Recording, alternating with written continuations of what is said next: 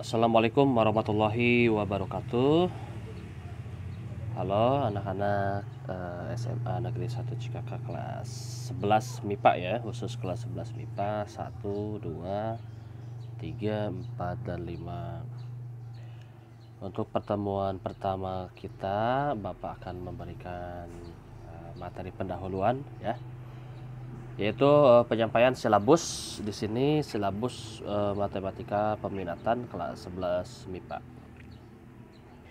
Baik, pertama perlu kalian ketahui ya, untuk kompetensi dasar pertama ini ya, 3.1 menjelaskan dan menentukan penyelesaian persamaan trigonometri.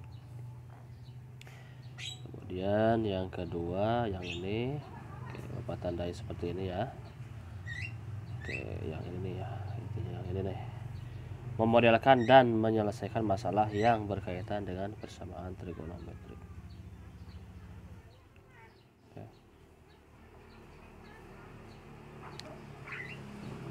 Oke, dari kompetensi dasar ini ada beberapa indikator yang harus dikuasai. Pertama,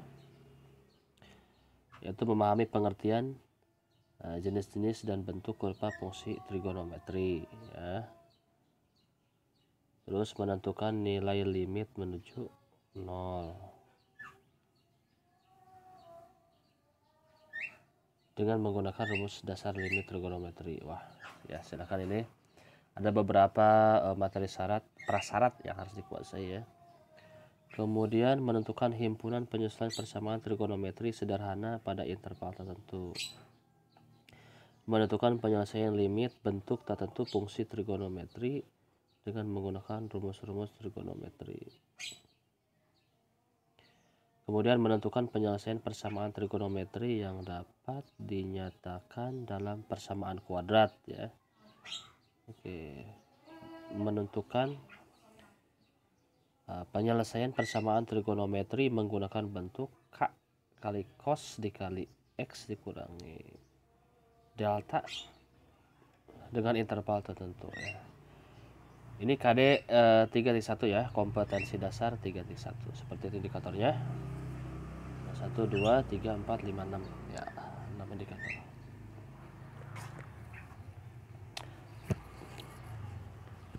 Semua ini ada dalam materi pokok fungsi trigonometri dan persamaan trigonometri.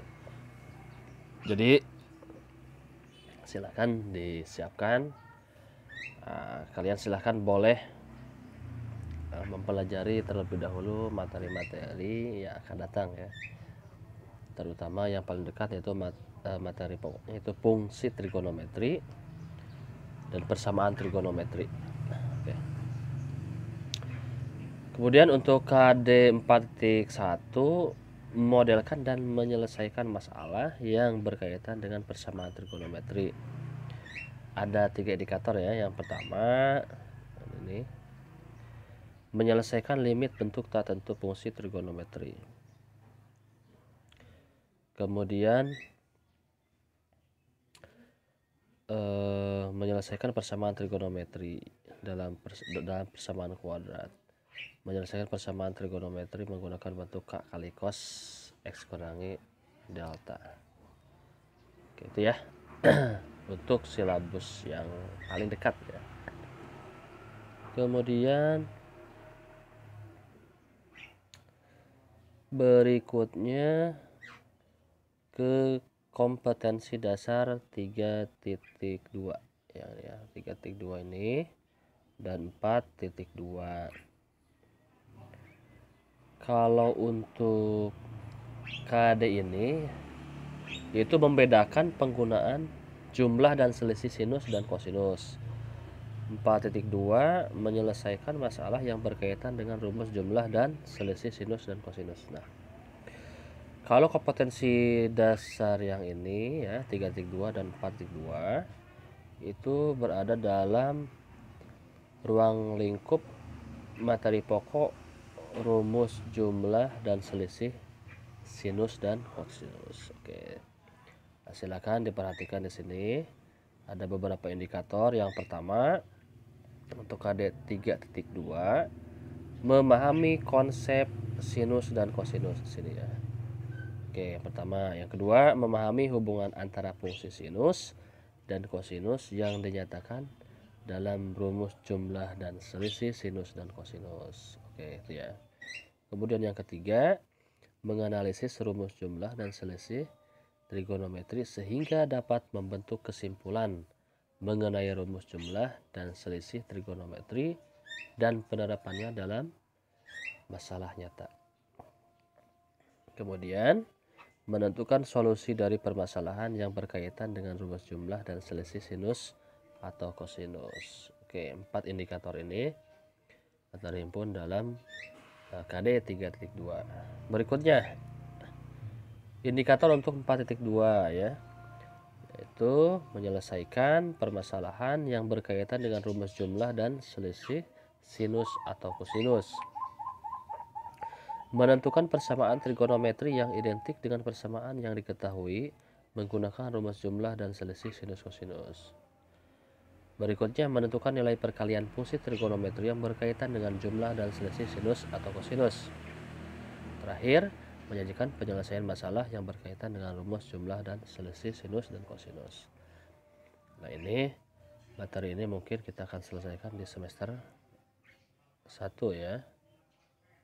Ini akan kita selesaikan di semester 1. 2 KD ini mudah-mudahan kita akan menyelesaikannya ya. Oke, dengan daya upaya belajar online, kita sekuat tenaga ya untuk menyelesaikan untuk 4 KD berarti ya. Yang awal kita ada KD 3.1, 4.1 dan KD 3.2 dan 4.2. Oke, ini di semester 1. Kemudian Bapak akan lanjutkan di semester 2. Yang ini semester 2 ya.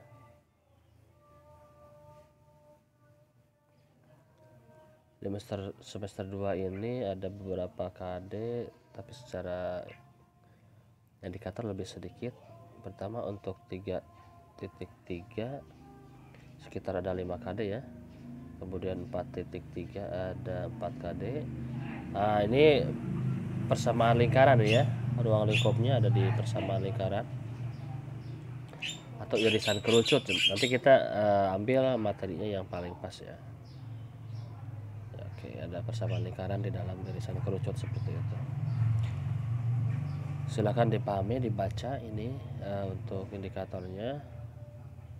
Kemudian untuk KD di semester 2 terakhir ya, ada 3.4 yang ini dan 4.4. Ini lumayan banyak ya. Oke, ini di posisi ruang lingkup polinom ya, polinom.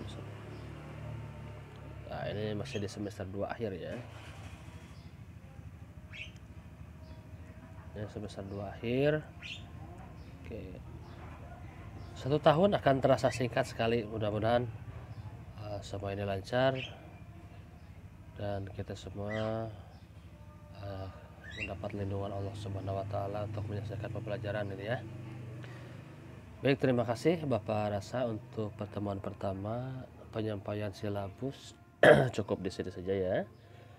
Dan untuk penilaian dan sebagainya untuk kelas 11 terutama MIPA, Bapak Rasa tidak ada kendala karena sudah memiliki pengalaman di tahun sebelumnya. Baik, itu saja yang Bapak bisa sampaikan di pertemuan minggu ini. Khusus untuk minggu ini kita tidak melalui cikal ya, mudah-mudahan besok hari Rabu kita sudah bisa menggunakan aplikasi cikal kembali seperti itu ya. Assalamualaikum warahmatullahi wabarakatuh.